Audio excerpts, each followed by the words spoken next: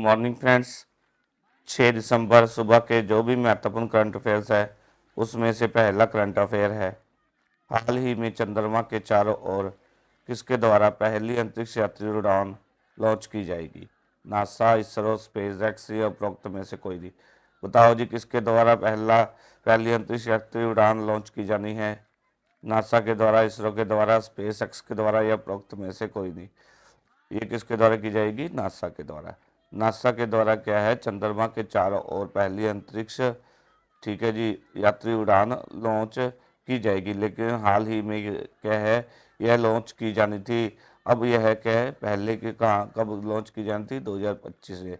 अब इसमें देरी हो गई है और अब यह कब लॉन्च होगी? अब यह अप्रैल 2026 के अंदर लॉन्च की जाएगी।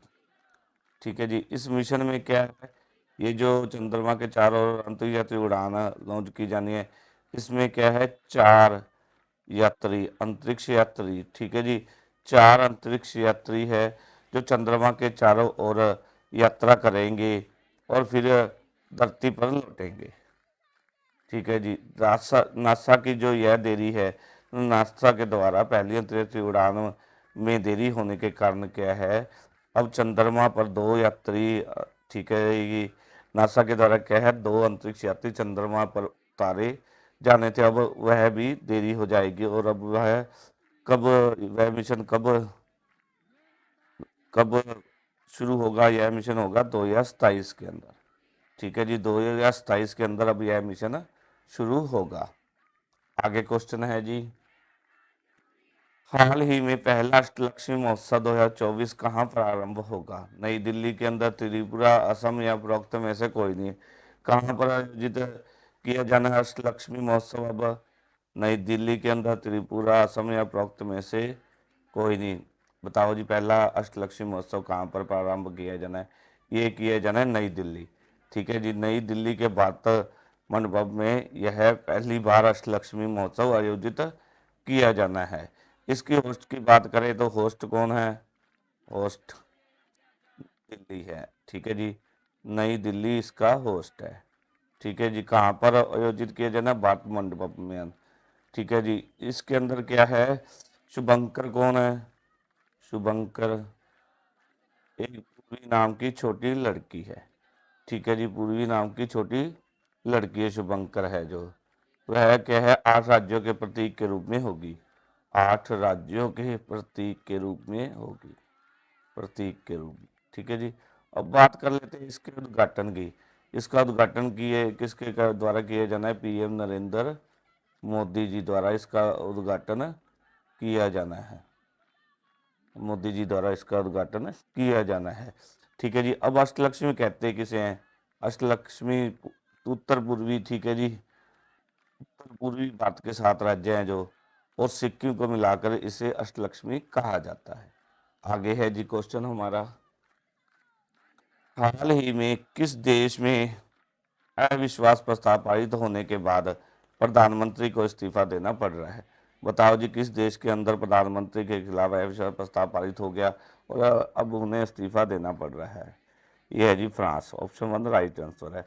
फ्रांस की संसद में क्या है, प्रधानमंत्री के खिलाफ नॉन कॉन्फिडेंस मोशन, अविश्वास प्रस्ताव पारित हो गया है, जिस कारण के अब इसके प्रधानमंत्री है जो वहाँ के, कौन है जी प्रधानमंत्री? वहाँ के मिशन बर्लियल।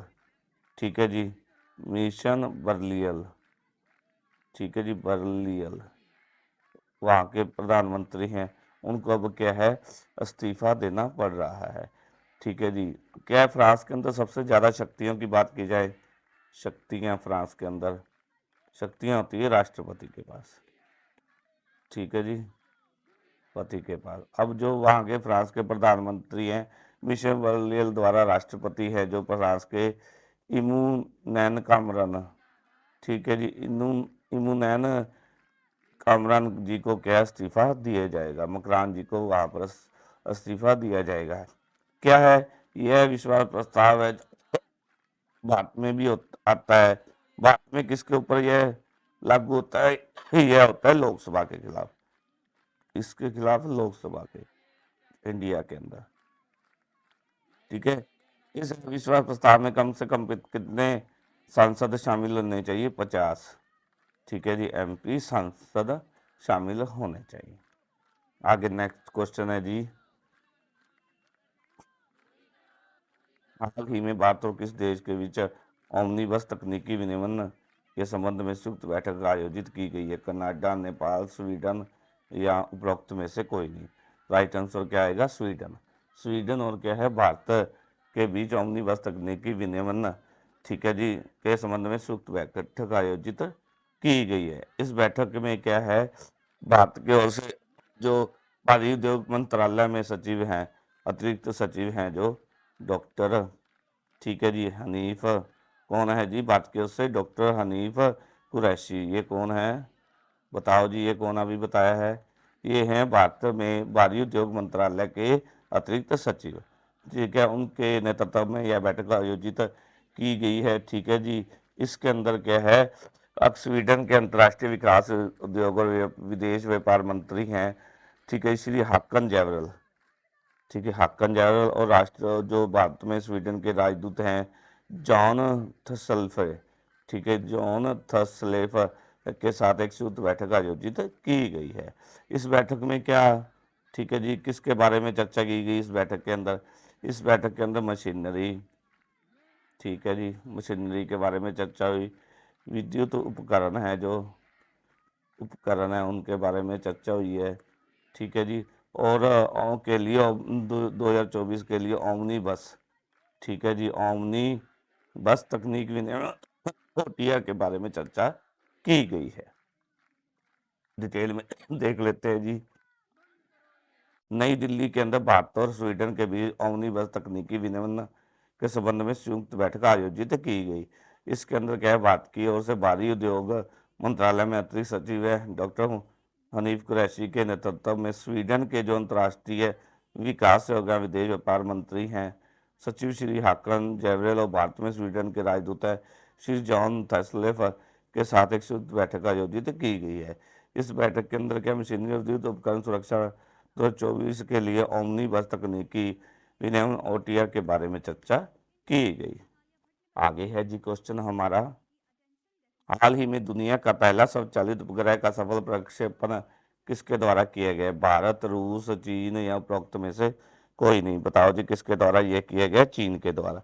ठीक है जी, सबसे पहले बात कर लेते हैं इसको लॉन्च करने वाला देश। स्वचालित उपग्रह को लॉन्च करने वाला देश कौन सा है?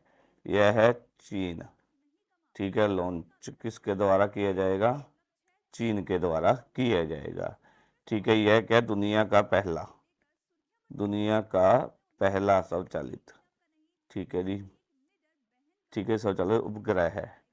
यह क्या, बिना किसी जमीनी सतर, ठीक है, यह बिना किसी जमीनी सतर के से, ठीक है जी, मार्ग परिवर्तन कर सकता है। ठीक है जी, कौन कौन से उपग्रह लॉन्च किए हैं? गाओजिंग, गाओजिंग 2, ठीक है जी, और गाओजिंग 4, गाओजिंग 4, ठीक है जी। किसकी सहायता से इसकी लॉन्चिंग की जाएगी? बताओ जी, लॉन्चिंग व्हीकल कौन है? लॉन्चिंग व्हीकल की बात करें तो यह कौन है? लॉन्चिंग व्हीकल है लॉन्ग मार्च 2C रॉकेट। लॉन्ग मार्च कौन है जी? लॉन्च व्हीकल लॉन्ग मार्च 2C रॉकेट, ठीक है जी, इसकी सहायता से इसकी लॉन्चिंग की जानी है। किसकी? स्वचालित उपग्रह की। आगे क्वेश्चन है जी हमारा, हाल ही में किस राज्य सरकार द्वारा नए किसान सेवा केंद्र आश्रय शुरू किए हैं? किस सरकार, राज्य सरकार द्वारा आश्रय जो है नए किसान सेवा केंद्र शुरू किए गए हैं? गुजरात, राजस्थान, केरल या उपरोक्त में से कोई नहीं। राइट आंसर आएगा ऑप्शन 3, केरल। केरल राज्य द्वारा क्या है, नए किसान सेवा केंद्र आश्रय शुरू किए गए हैं। इसका उद्देश्य की बात करें तो क्या है, केरल के अंदर किसानों को क्या है, इसका उद्देश्य क्या है, किसानों को डिजिटल सेवा प्रदान करना है। ठीक है जी, ये हाल ही में लॉन्च किए गए, क्या हाल ही में कथिर ऐप, कौन सा? कथिर ऐप, ठीक है जी, कथित ऐप लॉन्च की गई थी? Kerala agriculture technology hub and information repository का संक्षिप्त रूप विस्तार है, जो कृषि से संबंधित क्या है सेवाओं को एक मंच पर समेकित करता है। ठीक है जी। इसका प्राथमिक उद्देश्य क्या? आवश्यक सेवाओं तक त्वरित पहुंच की सुविधा प्रदान करना है। किसको? किसानों को। किसान पोर्टल पर पंजीकरण कर सकते हैं। किसान क्या है? कृषि सूचना जो प्रबंधन प्रणाली है पोर्टल पर क्या है पंजीकरण कर सकते हैं। वे धान, नारियल और खोपरा जैसी फसलों की खरीद के लिए साइन अप कर सकते हैं।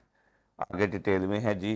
केरल के कृषि विभाग ने आश्रय किसान सेवा केंद्र शुरू किए हैं, जिसका उद्देश्य है पूरे केरल में किसानों को डिजिटल सेवाएं प्रदान करना है। वे हाल ही में लॉन्च किए गए कथित app Kerala agriculture technology hub and information repository का संक्षिप्त रूप है विस्तार है, जो कृषि से संबंधित सेवाओं को एक मंच पर समेकित करता है। इसका प्राथमिक उद्देश्य है कि आवश्यक सेवाओं तक त्वरित पहुंच की सुविधा प्रदान करना है। ठीक है जी। किसान कृषि सुविधा प्रबंधन प्रणाली पोर्टल पर पंजीकरण कर सकते हैं। वे धान, नारियल, खोपरा जैसी फसलों की खरीद के लिए साइन अप भी कर सकते हैं। ठीक है जी। आगे क्वेश्चन है जी। हाल ही में किसके द्वारा भुवनेश्वर के नए न्यायिक न्यायालय परिसर का उद्घाटन किया गया है? राष्ट्रपति द्रौपदी मुर्मू जी द्वारा, श्री नरेंद्र मोदी जी प्रधानमंत्री उनके द्वारा, या गृह मंत्री अमित शाह जी द्वारा? बताओ जी किसके द्वारा भुवनेश्वर के नए न्यायिक न्यायालय परिसर का उद्घाटन किया गया है? ये किया गया है राष्ट्रपति द्रौपदी मुर्मू जी द्वारा। ठीक है। हाल ही में भुवनेश्वर के नए न्यायालय, ठीक है जी, नए न्यायिक न्यायालय परिसर का उद्घाटन किया गया है। इस मौके पर क्या संबोधित करते हुए राष्ट्रपति ने जो मुर्मू है उनके द्वारा कहा गया कि अगर समय पर न्याय नहीं मिला तो यह न्याय न मिलने के बराबर है। ठीक है जी। उन्होंने कहा अन्य क्षेत्रों की तरह न्यायपालिका में भी महिलाओं की भागीदारी बढ़ानी होगी। ठीक है जी। उनके द्वारा कहा गया कि वर्तमान में उड़ीसा की न्यायपालिका में 48% महिला अधिकारी हैं। ठीक है जी। उन्होंने कहा आने वाले दिनों में महिला अधिकारियों की संख्या में वृद्धि होगी। राष्ट्रपति द्वारा आम नागरिकों के लिए बिना किसी डर के न्यायिक व्यवस्था के साथ जुड़ना एक महत्वपूर्ण मुद्दा बताया है। अदालतों के अंदर संवेदनशील माहौल होना चाहिए उनके द्वारा कहा गया, और ये क्या है लोग स्वतंत्र रूप से व्यक्त कर सके। राष्ट्रीय मुद्दे द्वारा प्रसन्नता व्यक्त की गई कि परिसर वर्तमान में भविष्य की जरूरतों को पूरा करने के लिए डिजाइन किया गया है। न्यायालय की प्रक्रिया को तेज करने के लिए नई तकनीकों का इस्तेमाल इसके अंदर किया जा रहा है। डिटेल में देख लेते हैं क्या है। राष्ट्रपति द्रौपदी मुर्मू जी द्वारा जो भुवनेश्वर के नए न्यायिक न्यायालय परिसर का उद्घाटन किया गया है, उनके द्वारा प्रसन्नता व्यक्त की गई कि नया न्यायालय परिसर वर्तमान में भविष्य की जरूरतों को पूरा करने के लिए डिजाइन किया गया है। न्यायालय की प्रक्रिया को तेज करने के लिए नई तकनीकों का इस्तेमाल इसके अंदर किया जा रहा है। ठीक है। इस मौके पर उनके द्वारा संबोधित करते हुए कहा गया कि अगर समय पर न्याय नहीं मिला तो यह न्यायालय ना मिलने के बराबर ही है। उन्होंने कहा अन्य क्षेत्रों की तरह न्यायपालिका में भी महिलाओं की भागीदारी बढ़नी चाहिए। हाल ही में क्या है उड़ीसा की न्यायपालिका में 48% महिला अधिकारी हैं। उनके द्वारा क्या कहा गया कि आने वाले दिनों में महिला अधिकारियों की संख्या में वृद्धि होगी। राष्ट्रपति द्रौपदी मुर्मू जी द्वारा आम नागरिकों के लिए बिना किसी डर के न्याय व्यवस्था के साथ जुड़ना एक महत्वपूर्ण मुद्दा बताया है। उन्होंने कहा जो अदालतें हैं वो संवेदनशील होनी चाहिए ताकि लोग अपनी बात और स्वतंत्रता रूप से व्यक्त कर सके। आगे है जी क्वेश्चन हमारा। हाल ही में किसके द्वारा नई दिल्ली के मेनकशा मानेकशा सेंटर में इनो योद्धा 2024-25 नामक विचार एवं नवाचार प्रतियोगिता और संगोष्ठी का आयोजन किया गया है? किसके द्वारा किया गया है जी? इन जो है मेनकशा सेंटर में इनो योद्धा 2024-25 नामक विचार एवं नवाचार प्रतियोगिता और संगोष्ठी का आयोजन भारतीय सेना के द्वारा, नौसेना के द्वारा, आरबीआई द्वारा या उपरोक्त में से कोई नहीं। ये किए गए भारतीय सेना के द्वारा। ठीक है जी। भारतीय सेना के द्वारा इसका आयोजन किया गया है। इनो योद्धा की बात की जाए तो यह एक भारतीय सेना द्वारा आयोजित वार्षिक कार्यक्रम है। ठीक है जी। यह मौजूदा क्षमताओं की कमी को दूर करने, सैन्य गतिविधियों और लॉजिस्टिक और प्रशिक्षण क्षमताओं को बढ़ाने बढ़ाने को विस्तार देने के लिए नवाचारों की पहचान करता है। पिछले 4 वर्षों के अंदर क्या है, इनो योद्धा ने महत्वपूर्ण नवाचारों को बढ़ावा दिया, जिसके परिणामस्वरूप क्या है 26, कितने 26, ठीक है जी, आईपीआर 26 आईपीआर दाखिल किए गए और 21 जो है नवाचार सफलता पूर्वक पूरे हुए हैं पिछले 4 सालों के अंदर। डिटेल में देख लेते हैं। क्या हाल ही में भारतीय सेना ने थल सेना अध्यक्ष हैं जो उपेंद्र द्विवेदी की उपस्थिति में नई दिल्ली के मानेकशॉ सेंटर में इनो योद्धा 24-25 नामक विचार एवं नवाचार प्रतियोगिता और संगोष्ठी का आयोजन किया है। इनो योद्धा क्या है, एक वार्षिक कार्यक्रम है जो कि भारतीय सेना द्वारा आयोजित किया जाता है। यह मौजूदा क्षमताओं की कमी को दूर करने, ठीक है जी, सैन्य गतिविधियों, लॉजिस्टिक्स और प्रशिक्षण क्षमताओं को बढ़ाने एवं सैन्य कार्रवाई की प्रभावशीलता को विस्तार देने के लिए नवाचारों की पहचान करता है। पिछले 4 जो वर्षों के अंदर क्या है, इन योद्धा ने महत्वपूर्ण नवाचारों को बढ़ावा दिया है, जिसके परिणाम स्वरूप क्या है 26 आईपीआर दाखिल हुए, जिसमें से 21 आईपीआर नवाचार सफलतापूर्वक पूरे हुए हैं। आगे क्वेश्चन है जी हमारा, हाल ही में नीति आयोग द्वारा कहां पर ट्रेड वॉच क्वार्टरली का शुभारंभ किया है? लखनऊ, नई दिल्ली, जयपुर या उपरोक्त में से कोई नहीं। राइट आंसर आएगा नई दिल्ली के अंदर। ठीक है जी, नई दिल्ली के अंदर है किया है। सबसे पहले बात करते हैं शुभारंभ की। इसका शुभारंभ जो नीति आयोग के मुख्य कार्यकारी है अधिकारी हैं बीवीआर बीवीआर सुब्रमण्यम,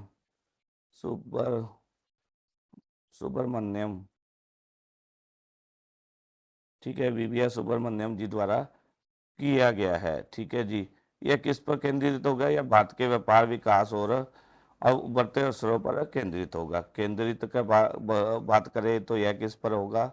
यह होगा भारत के व्यापार व्यापार ठीक है जी, विकास और उभरते अवसरों पर केंद्रित होगा यह। ठीक है जी, अवसरों पर यह केंद्रित होगा। उपाध्यक्ष जो है सुमन बेरी जी द्वारा क्या कहा गया कि यह प्रकाशन सूचित निर्णय लेने की और बढ़ावा देगा। ठीक है जी, वही नीति आयोग के सदस्य हैं जो डॉक्टर अरविंद विरमानी ने यह व्यापक व्यापार प्रकाशन तैयार करने के लिए पूरी टीम को बधाई दी और कहा गया कि यह दस्तावेज भारत के उभरते व्यापार परिदृश्य को दिशा देने में महत्वपूर्ण भूमिका निभाएगा।